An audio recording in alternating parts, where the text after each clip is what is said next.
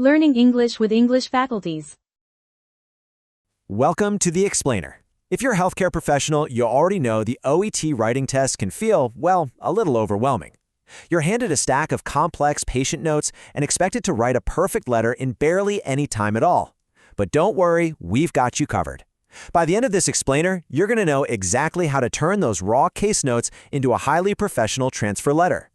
To conquer this 45-minute task, we're going to follow a clear roadmap. First, understanding OET transfer letters. Second, mastering the test rules. Third, the step-by-step method. Fourth, transforming notes into sentences. And finally, the standard letter layout. All right, let's jump right into Section 1, understanding OET transfer letters and defining exactly what this task is. Now, depending on whether you're a nurse, a doctor, or a pharmacist, your OET writing task is going to be specific to your profession. You might get a referral, a discharge, or a transfer letter. But what actually makes a transfer letter unique? Why does it need a different approach? Well, it boils down to this. A transfer letter hands over all responsibility for the patient. Think of it like passing the baton in a relay race. A referral letter is just asking a specialist for advice, right?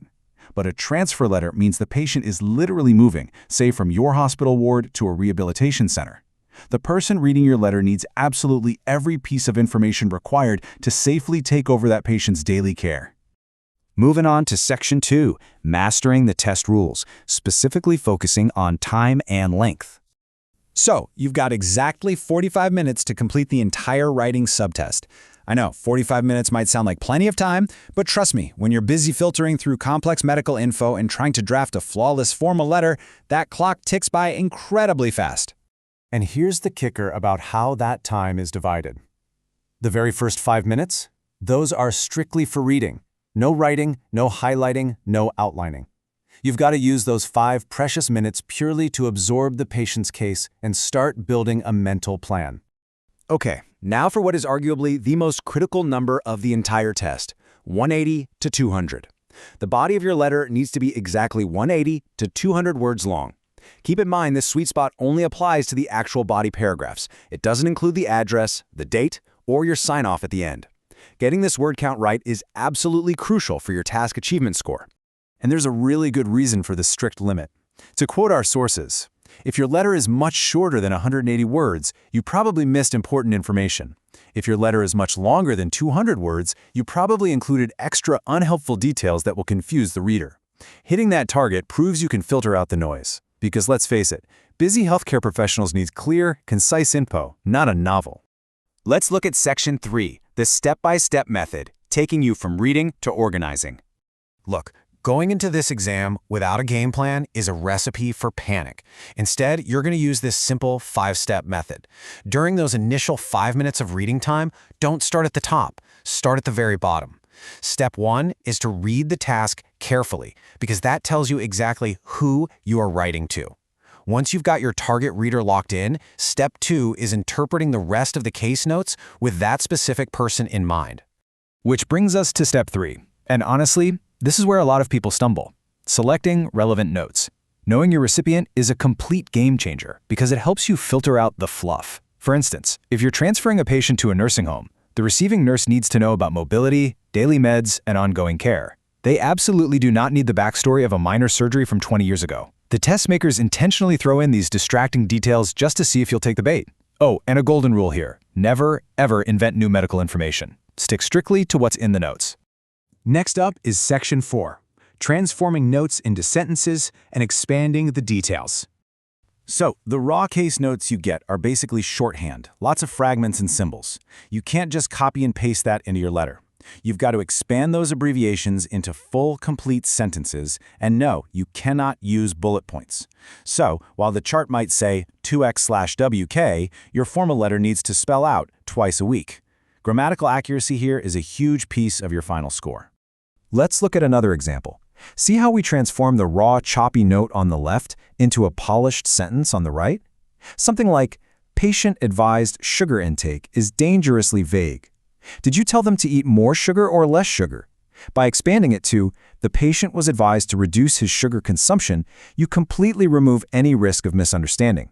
Plus, varying your sentence structure like this really shows off your language proficiency to the examiners. And finally, Section 5, the standard letter layout, where we look at structuring your writing.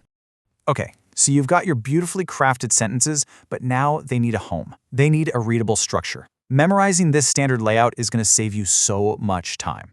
At the very top, you list the recipient's details and address. Follow that with today's date. Then, a subject line starting with "re" and the patient's name and age. Add your salutation, dive into your body paragraphs, and wrap it all up with a standard closing phrase and your job title. This framework just needs to become automatic for you.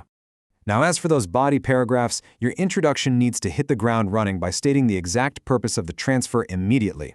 After that, keep it to one clear theme per paragraph, and whatever you do, don't bury the lead. Put the most urgent, critical information right at the top.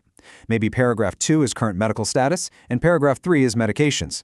Grouping these themes logically means the reader can scan the letter and find exactly what they need in seconds.